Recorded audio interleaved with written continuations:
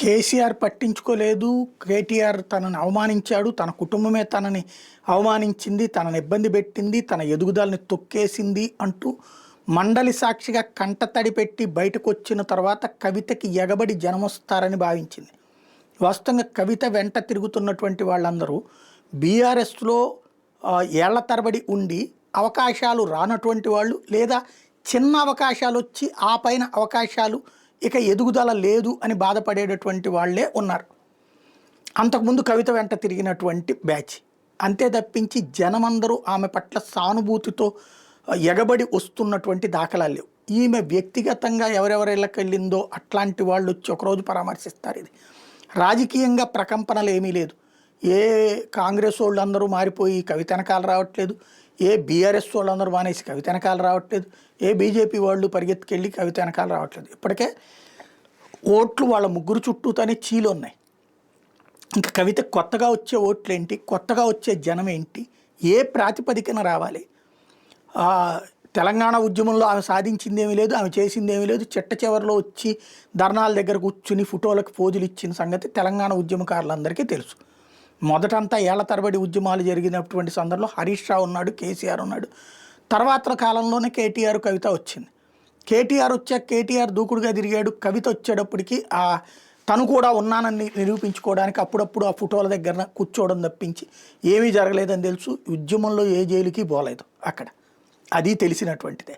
కాబట్టి అక్కడ సీన్ అంతా కూడా ఆ రోజున ఉద్యమ వేడిని ఇవాళ రోజున రగిలించడం సాధ్యంగా. ఇకపోతే పదవులు, కుటుంబ పరంగా ఆమెకి ఎంపీ సీటు అది అయినా కూడా ఎంపీ, ఇంకో పక్కన ఎమ్మెల్సీ, అంటే పదవులు వచ్చినాయి. పోనీ ఆ పదవుల తరాన్ని దుర్వినియోగం చేయకుండా మంచిగా చేసిందా ప్రజలకంటే? ప్రజలకి మంచి చేసిందేమీ లేదు. కానీ సొమ్ములు మాత్రం ఏ స్టేజిలో సంపాదించిందో లెక్కర కుంభకోణమే సాక్ష్యం. కాదని చెప్పడం అమాయకత్వం. ఆవిడే ఒప్పుకునేయాల్సిందైతే వ్యాపారం చేసింది, వ్యాపారం చేయడమే తప్ప అన్నటువంటి పాయింట్కి సంబంధం లేదు. మద్యం వ్యాపారం డబ్బులు ఎక్కడి నుంచి వచ్చినాయి అన్నటువంటి. కాబట్టి కరప్షన్ చేయలేదని నమ్మేటటువంటి వాళ్ళు కూడా చాలా తక్కువ ఉన్నారు. బీఆర్ఎస్ వాళ్ళు KCR waste, KTR waste, Harish Rao waste, మా కవిత అయితే బెటర్ అని పరిగెత్తుకురావడానికి సిద్ధంగా లేరు. ఇంకా ఆవిడ ఏదో మొన్న మరుసటి రోజున అనుకుంటా ఏదో ఇట్లాగ చేతులు ఊపింది, కాసేపు ఆ కింద జనమందరూ ఎగబడి వచ్చారు, అయిపోయింది, ఎనఫ్. ఇప్పుడు కావాలంటే పాదయాత్ర చేసుకుంటూ వెళ్ళొచ్చు, లేదా రాష్ట్రం అంతా తిరగచ్చు. మెయిన్ ఏంటి, నీ ఎజెండా ఏంటి? మా నాన్న పాలన బాగాలేదు, కాంగ్రెస్ పాలన బాగాలేదు, కాంగ్రెస్ పాలన బాగాలేదని వాళ్ళ నాన్నకి ఇచ్చింది. వాళ్ళ నాన్న టైంలో పెరిగిందేంటో ఎదిగిందేంటో చూశారు. ఇప్పుడు అందులో లోపాలని కాంగ్రెస్ సెట్ చేస్తుంది. ఈ రెండు కాకుండా ఈమె చేయడానికి ఈమె సాధించింది ఏంటి ప్రజలకి? పైగా బతుకమ్మ పేరుతో ప్రభుత్వ సొమ్ముతో వ్యక్తిగత లబ్ధి పొందింది. కాబట్టి కవిత టోటల్గా తన పరుగు అన్నటువంటిది ఎదుగుదల కంటే కూడా ఎక్కడ వేసిన గొంగళి అక్కడే.